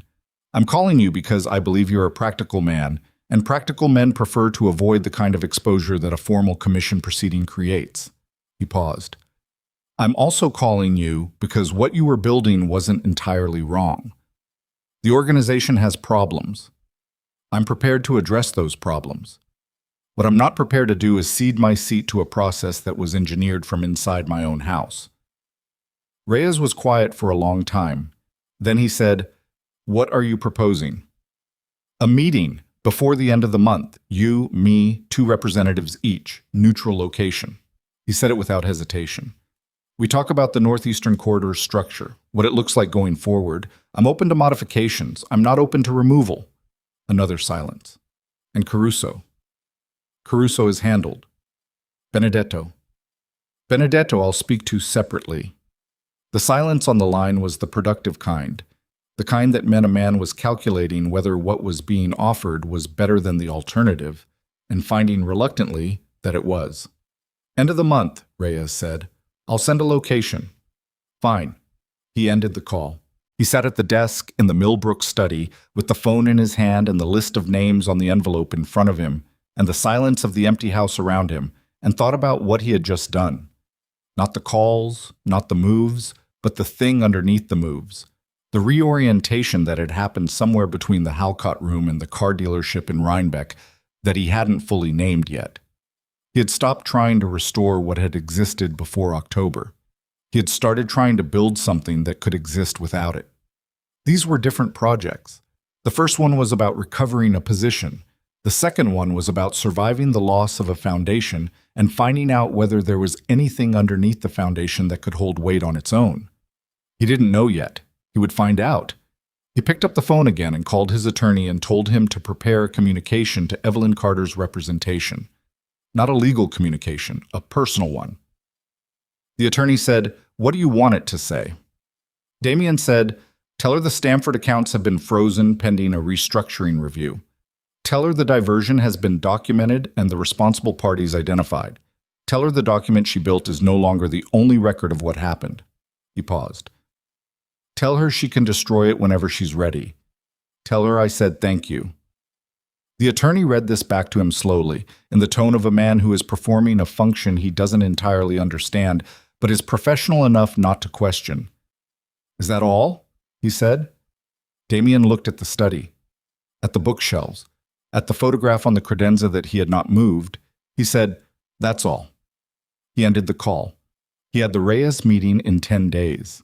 He had 2 captains who had held and 4 who had not. He had an organization that was smaller than it had been in October and structurally more honest for it, which was not the same as healthier, but was a different thing from what it had been. A thing that had been operating for 18 months with a fracture in its foundation that no one had been looking at because no one had been looking at Marco Caruso. He thought about Evelyn in the Halcott room, The way she had placed the information. Last, deliberate, at the exact angle where it would land with maximum force and minimum theatrics. The document she had spent months building not for leverage but for understanding. The record of a woman doing the math on 11 years and arriving at a true number and deciding what to do with it. She had handed him the weapon and walked away from the war. He picked up the envelope and looked at the names. He thought, the organization will survive this. Reduced, restructured, damaged in ways that will take years to repair, but functional. He would sit in front of Reyes and he would hold his seat and he would rebuild the northeastern corridor with people who had stayed when staying cost them something. He thought, that is what the next several years will look like. And underneath that thought, quieter and more persistent and impossible to fully address in a room like this one, with a list of names in his hand and a restructuring to execute. Underneath that thought was the knowledge that none of it, none of the recovery or the rebuilding or the survival, none of it touched the actual cost. The actual cost was in Providence. The actual cost was running a company under her own name and sleeping through the night and drinking coffee at a kitchen table with a legal pad. And the actual cost was not going to be visible in any financial document or commission report or organizational restructuring because it was not that kind of loss. It was the other kind. The kind that doesn't appear on any ledger. The kind you carry. His phone buzzed. A message from the Reyes intermediary with the location for the end-of-month meeting. A restaurant in Philadelphia he didn't know, which meant neutral ground, which was the right call, which told him Reyes was approaching this as a legitimate negotiation rather than a confrontation, which was the best possible information he could have received tonight. He read the message. He put the phone down. He sat in the study of the house that Evelyn had made and felt the weight of every decision that had led to this room on this night distribute itself across his body the way weight does when you stop trying to hold it in one place, spreading through the chest, the arms, settling somewhere low and permanent, and he sat with it, because there was nothing else to do with it, and because sitting with things you cannot change is the only honest response to them. And honesty, as it turned out, was the one practice he had arrived at far too late to save anything that mattered, but just early enough to save something. He was not yet certain what that something was. He would find out in Philadelphia. He would find out in the years that followed. What he already knew, with the certainty of a man who has had everything stripped down to the true number and found the true number honest, even when it was devastating, was this. The woman who had handed him the weapon and walked out of the room had done so not because she owed him anything and not because she wanted to watch him win, but because she was, at her core, a person who completed what she started and honored what she valued and had valued the truth above all other things, even when the truth cost her the most. He had not deserved that. He would not forget it. The March dark was full outside the windows, and in 10 days he would sit across from Victor Reyes, and the organization would survive or it would not, and he would rebuild or he would not, and none of that, not one piece of what came next, would change the fact that in 11 seconds on a highway in October he had made the choice that had made every subsequent choice necessary. He stood up. He turned off the desk lamp. He walked upstairs in the dark of the house and sat on the edge of the bed in the room that was still too large and looked at his hands in the dark and thought about 11 seconds and everything they had cost, and the thought sat in him like a stone at the bottom of deep water. Settled, permanent, going nowhere. Outside, the March wind moved through the bare trees on the lawn, and the security lights held the darkness back. And somewhere on the other side of a no-contact provision that he had written himself, a woman was living a life that was entirely her own, and it was precisely that, the entirety of its belonging to her, the complete and irreversible nature of that ownership, that he was going to have to learn to carry. He lay back on the bed without undressing. He looked at the ceiling. He did not sleep. But for the first time in 5 months, the wakefulness had a different quality. Not the frantic, calculating wakefulness of a man trying to find the move that reverses the damage, but the still, clear, undeceived wakefulness of a man who has finally stopped looking for a move that doesn't exist and is beginning, slowly and at great cost, to see the actual shape of the ground he is standing on. It was not good ground, but it was real. And in the morning he would stand on it and do what needed to be done. And that was all there was left. The Philadelphia meeting lasted 4 hours and 20 minutes. Damien arrived 11 minutes early, which was the first time in his adult life he had arrived early to a negotiation, and he understood this as information about himself. That the version of him who had always arrived last, who had always made rooms wait, was connected to a confidence he no longer entirely possessed, and that pretending to that confidence now would be a performance, and he was done with performances. He sat at the table in the private room at the back of the restaurant on Walnut Street and drank water and waited. And when Reyes came through the door with his 2 men, Damien stood and extended his hand, and Reyes took it, and they sat down. Reyes was 61, compact, with the careful grooming of a man who had grown up without money and had never forgotten it. He had run the Philadelphia operation for 16 years and had never, in that time, moved on another family's territory through force. He moved through patience and through the accumulation of leverage and through the specific art of making other people's problems into his opportunities. Damien had always respected this about him, which made the last several months more clarifying than they were surprising. Reyes said, "You look like you haven't slept." Damien said, "I haven't. Let's start." They started. The negotiation was not what Damien had expected, which was another piece of information.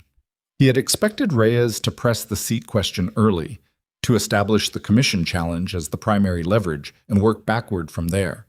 Instead, Reyes opened with the Westchester arrangement, the specific terms, the revenue structure, what Benedetto's withdrawal had cost both families in operational efficiency, and asked Damien what he thought a revised arrangement would need to look like to bring Benedetto back to the table. Which meant Reyes already knew Benedetto would come back to the table, which meant they'd spoken since the February commission, which meant Reyes was not here to take Damien's seat. He was here to renegotiate the Northeastern Corridor's terms from a position of leverage that the last 5 months had handed him. The seat had been a threat, not the goal. Damien sat with this for approximately 4 seconds and then adjusted everything he had planned to say and started saying something different.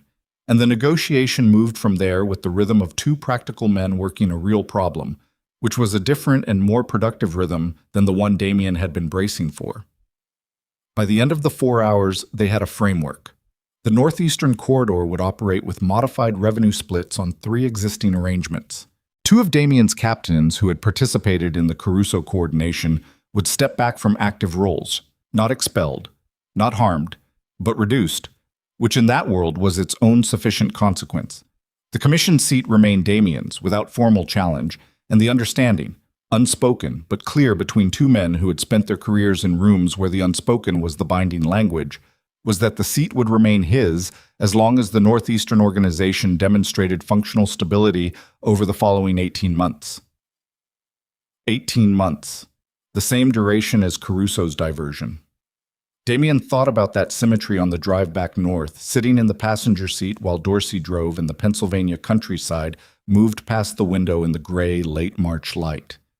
18 months to build the parallel structure that had nearly taken everything. 18 months to prove it could hold without the foundation that had been pulled out from under it. He looked at the passing fields and thought, all right. Caruso resigned his captaincy in April through a letter delivered by his attorney, citing health reasons. No one at the commission table asked for clarification. The 2 Stamford Access accounts were restructured under new management, and the diversion documentation was filed internally in the paper archive in the Millbrook study, in a folder that Damien labeled with no name, just a date, and a number representing the total amount diverted over 18 months. He did not pursue the amount through formal channels. He did not pursue Caruso. This was a decision he made once and did not revisit, because revisiting it would have required him to examine his reasons for it, and his reasons were not entirely clean, were partly practical, partly the residual respect of 31 years that he couldn't fully excise, and partly something he recognized as his father's voice in the back of his head saying, "Let a man walk if he walks. What you spend on him after he's gone costs more than what he took." He let Caruso walk. He spent the spring rebuilding. It was slower than anything he had done before and more expensive in every way that mattered. In time, in personal capital, in the daily grinding effort of showing up to a structure that had been stressed nearly to its breaking point and doing the unglamorous work of finding out what still held and what needed to be replaced. He held meetings that would previously have been delegated. He made calls that he would previously have sent through intermediaries. He sat across from captains who had stayed and looked them in the eye and said, without ornamentation, "I know what happened. I know what it cost you to stay. I'm not going to forget it." Some of them nodded. Some of them said nothing. One of them, a man named Tierney, who had been with the organization since Damien's father's time and who had never in all those years asked for anything, said quietly at the end of their meeting, "We stayed because of what you represent, Damien. Not just what the family represents. You." He paused. "Don't make us regret it." Damien drove home that night and sat in the study for a long time. He didn't call Evelyn. He had not called Evelyn since March. The no-contact provision had lapsed in April, but he had not used the lapse because whatever he might have said no longer fit any category he had available. Not negotiation, not apology, not information. What he wanted to say to her was not sayable in a phone call and probably not sayable in any medium, and he had arrived, slowly and at considerable discomfort, at the understanding that the unsayable things were his to carry and not hers to receive. He let the spring pass without calling. He learned to sleep 4 hours and then 6, and finally, by June, something approximating the full night he had not had since October. In Providence, Carter Financial Advisory opened its doors in May. The company occupied the second floor of a building on Westminster Street, 4 rooms, 7 employees at launch, with a client roster that Evelyn had assembled over 8 months of deliberate relationship building that drew entirely on her legitimate professional history. The forensic accounting work from before the marriage, the professional contacts she had maintained with the careful separateness of someone who had always understood they might need them, the reputation that was hers and had never been anyone else's. The first client was a regional hospital system that needed forensic work done on a vendor contract dispute. The second was a mid-sized manufacturing company whose books had been mismanaged through a transition. The third was a family office with a complicated estate. None of it was glamorous. All of it was hers. She worked 10-hour days and came home to the apartment she had rented 3 blocks from Margaret's house, and cooked simple meals and read in the evenings and walked on weekends along the waterfront with the big dog, who Margaret had begun lending her on Saturdays because the dog seemed to prefer her company, and Margaret was pragmatic about this. She thought about Damien occasionally, not constantly, not with the obsessive frequency that people assumed, that Margaret assumed gently and without saying so directly. She thought about him the way you think about a calculation you've already closed, with the particular finality of a completed thing, a door that has been not merely shut but sealed, the kind of shutting that doesn't invite the question of opening because the question is simply no longer structurally present. She had heard, through channels she no longer cultivated but which still occasionally delivered information she hadn't requested, that the commission situation had resolved, that Caruso was gone, that the Northeastern organization was smaller but functional. She received this information the way she received weather reports about places she no longer lived, with mild acknowledgement and no particular feeling about it. She had destroyed the document in April. She had done it herself, physically, in Margaret's backyard with a fire pit and a bottle of lighter fluid, and the particular Saturday afternoon quietness of early spring, and she had stood watching it burn and had felt nothing dramatic, nothing cinematic, nothing that would have served as a satisfying conclusion to the story anyone else was telling about her life. She had felt quiet. She had felt the clean sensation of a completed obligation. She had put the fire out with water from the garden hose and gone inside and washed her hands and started dinner. And that had been that. The document was gone. The record of 11 years of her work and the diversion she had found and the architecture she had built, all of it ash in Margaret's backyard, worked into the spring mud by the April rains. She had not told Damien she'd done it. His attorney had sent the message asking her to let him know when she was ready. She had not responded to that message either. Some things didn't require a response. Some things you simply did and moved on from, and the doing was sufficient, and the movement forward was the only communication that mattered. The divorce was finalized in June, a Tuesday. Her attorney called at 2 p.m. to confirm, and she said thank you and went back to the contract dispute analysis she was working on, and at 5:30 she closed her laptop and walked to a bar 2 blocks from the office and had a glass of wine alone at the counter and looked at the street through the window and thought about 11 years. Not with grief, not with anger, with the specific bittersweet quality of looking at something that was real and had its own value even though it had ended badly, the way you might look at a building you spent years in after the building has come down, not regretting the time you spent in it, not pretending it was something other than what it was, but acknowledging that it was real, that it stood, that you were shaped by it, and that the shaping does not disappear when the structure does. She had been shaped by 11 years inside an organization she shouldn't have entered, and a marriage she had made with her eyes open and her reasons complicated and not entirely defensible. She had been shaped by the work and the problems and the specific quality of intellectual engagement that had kept her there past the point where she should have gone. She had been shaped by a man who had, for most of 11 years, treated her as the most capable person in any room they shared, which was its own form of respect, imperfect and insufficient and real. And she had been shaped by 42 seconds on a highway in October, which had told her something about the limits of that respect when it was measured against 11 seconds of self-interest. She finished the wine. She paid the bill. She walked home in the June evening and called Margaret, and they talked for 40 minutes about nothing important, and she went to bed at 10 and slept. 2 years passed. Carter Financial Advisory grew to 22 employees and opened a second office in Boston. Evelyn was featured in a regional business publication, a profile that focused on the company's approach to forensic accounting and institutional transparency, that mentioned her previous career in general terms and did not dwell on it, that quoted 3 of her clients praising her precision and integrity and the specific quality she had of making complicated things legible without simplifying them. She read the profile once and put it in a desk drawer. She hired a junior partner named Kim Dae-jung, 34, meticulous, with a background in federal financial compliance that complemented hers precisely. On his second week, she handed him a box of files from a client with a tangled revenue structure and told him to map it and come back with questions. He came back 3 days later with the map and no questions. She looked at the map and then looked at him. "You have questions," she said. He started. "You have 3 questions and you didn't ask them because you thought they'd make you look like you hadn't done the work. You did the work. Ask the questions." He asked them. They were the right questions. She answered 2 and told him to find the answer to the 3rd himself. And he did, and the map got better. This was how she built things now, carefully, structurally, with attention to what held weight and what merely looked like it did. Damian Volkov turned 50 in the fall of the second year. The Northeastern organization had met its 18-month benchmark. The commission had noted this without fanfare, which was how the commission noted everything, in the absence of challenge rather than in the presence of acknowledgement. His seat was his. The corridor was leaner than it had been in October and more efficiently managed, and the 2 captains who had stepped back had been replaced by people who had been tested in the way that the previous 18 months had tested everyone and had come through it without fracture.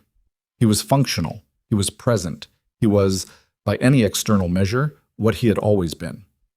He lived alone in the Millbrook house. Sienna had not called since December of the previous year, which he had expected and which had produced in him nothing more dramatic than a quiet acknowledgement. She had done what she'd said she'd do, had not called because she needed company, but only when there was something real to say. And when the real things ran out, she had stopped calling, and he understood this as a form of honesty that he respected more now than he would have 3 years ago. He did not date. He did not seek company with any urgency. He had the organization and the house and the long, empty evenings that he had learned to fill with the specific, unglamorous activities of a man who has stopped trying to be somewhere other than where he is. Reading, cooking occasionally, walking the property in the early morning before the work of the day began. He had taken down the photograph from the credenza in the study, not thrown it away, moved it to a box in the closet, which was its own kind of honesty, not pretending it hadn't existed, not displaying it as though it were still a current truth. Somewhere in between, in a box in a closet where things go when they are real but finished. He thought about Evelyn sometimes with the specific quality of thought that comes to a man who has completed a reckoning, not obsessively, not with the clawing need to undo or revise, but with the settled, clear-eyed recognition of someone who has looked at a thing until they fully understand it, and has then, finally, stopped looking. He understood what he had done. Not the crash version, not the triage version. The real version, which he had spoken aloud in the Halcott room, and which had not gotten easier to hold just because he'd said it. He understood the 8 seconds. He understood what he had chosen in those 8 seconds, and why and what it had cost. And the understanding did not diminish and would not diminish, and he had stopped waiting for it to. He had spoken, once, in the second year, to Frank Pulaski, the old accountant, 74 now, who called occasionally to check in the way that men of a certain age call people they have known a long time, with the easy frequency of those who understand that time is finite. Pulaski had asked at the end of a call about nothing important how he was doing. He had said, "I'm here." Pulaski had been quiet for a moment. Then he'd said, "That's enough, son. That's what there is." Damien had sat with that for a long time after the call ended. The letter came on a Thursday in October, 2 years to the month after the crash. Not an email. An actual letter in an envelope with a Providence return address, handwritten in the precise, slightly cramped script he recognized from 11 years of reading documents she had annotated. He opened it standing at the kitchen counter with his coffee going cold beside him. It said, "The document is gone. Has been since April of last year. I should have told you then. I'm telling you now because I finished something important this week, and it made me think about things I finished and things I should have closed the loop on. The organization is not my concern anymore, and I'm not writing about the organization. I'm writing because you told me the truth in March, and I told you the truth back, and I think that deserves an acknowledgement that the loop is closed. The books are settled. There's nothing owed in either direction. I built something. It's mine. I'm good. That's all. Take care of yourself." It was not signed with love. It was not signed with her married name. It was signed with the 2 initials of her name, the name she had been born with, the name that was on the door of the company on Westminster Street, the name that was hers without addition or subtraction. E.C. He read it twice. He set it on the counter beside the cold coffee. He stood in the kitchen for a long moment, looking at nothing in particular, at the window, at the morning light coming through it, at the ordinary visible world of a Thursday in October that was not, he noted, raining. That was in fact clear and cold and precisely lit, the kind of October day that has no weather drama in it and asks nothing of you except to be present in it. He thought about writing back. He thought about what he would say. He understood, standing at the kitchen counter with the letter on the counter beside him, that there was nothing to say. Not because the situation was hostile or unresolved or beyond speech, but because she had said the true thing. The loop was closed. The books were settled. There was nothing owed. And adding to that was not communication. It was the old habit of filling silence that he'd spent 2 years learning to stop. He did not write back. He folded the letter and put it in the box in the closet next to the photograph. Not thrown away. Not displayed. In the place where real and finished things go. He poured the cold coffee down the drain and made a fresh cup and stood at the kitchen window and drank it and looked at the October morning and thought about what Pulaski had said. That's enough. That's what there is. He was 50 years old and he was standing in a kitchen in October and the organization was running and the seat was his and the house was clean and quiet and entirely his own. And these were the facts of his life, and they were not sufficient and they were not insufficient and they were simply what was true. 2 years ago, in 11 seconds, he had made a choice. The choice had cost him the one person who had understood the full weight of what he was carrying. Not sentimentally, not romantically, but operationally, in the way that matters most to a man who has built something and wants it to survive him. He had chosen the woman who made him feel unconsidered, chosen over, desired, and he had lost the woman who made the whole architecture stand. He had survived the loss. The organization had survived. He had sat across from Reyes and held his seat and rebuilt the corridor and earned, through 18 months of unglamorous work, the right to be where he was. None of that was the same as being all right. He had not been all right since October 2 years ago, and he did not expect to be all right in any simple sense again. And he had stopped, somewhere in the second year, expecting that, had stopped measuring his days against the standard of some future state in which the thing he'd lost would be replaced or healed over, and had started instead measuring them against the simpler standard of, did I do the work? Did I hold what I said I'd hold? Did I tell the truth, when the truth was costly? On those measures, He was doing better than he had. On those measures, the present morning was acceptable. He finished the coffee. He rinsed the cup. He went to the study and sat at the desk and opened the organizational reports for the week and began reading, and the October light moved across the room as the morning advanced, and outside the bare trees on the lawn held their shapes against the clear sky with the patience of things that survive by being rooted rather than by being protected. And Damian Volkov read his reports and did his work and lived his life, which was smaller than it had been and truer than it had ever been, and which was, in the only accounting that finally mattered, entirely his own reckoning to carry.